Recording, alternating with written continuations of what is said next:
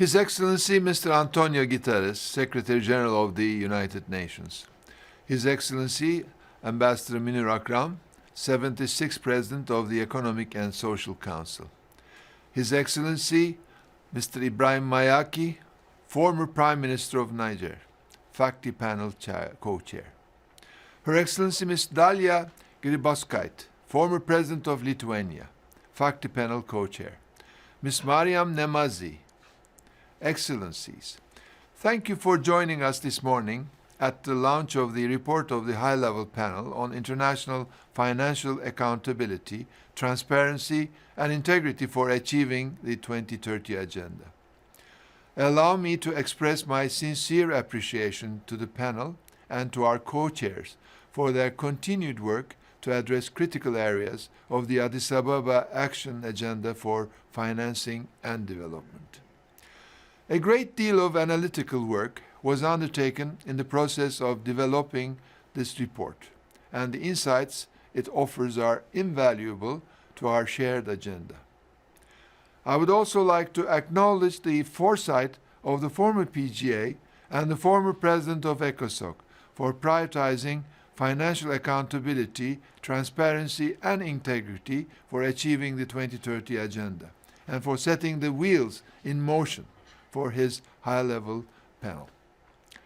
Excellencies, financial integrity is paramount to the success of the 2030 Agenda, and the panel's report proposes a blueprint to address the critical challenges that stand in the way of progress, particularly the issue of illicit financial flows.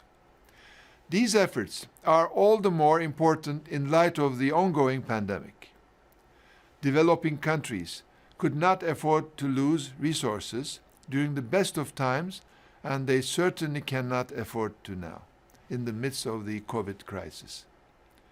As an international community committed to addressing inequality and advancing sustainable development, we must put in place the very principles of transparency, sound governance, and accountability that we are so often champion.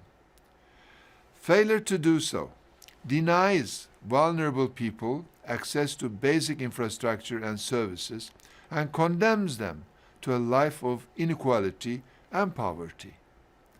In this regard, I welcome the approach developed by the FACTI panel, which builds on decades of work by countries and the UN and proposes a new system to foster fairness, accountability, and integrity in the financial system for sustainable development.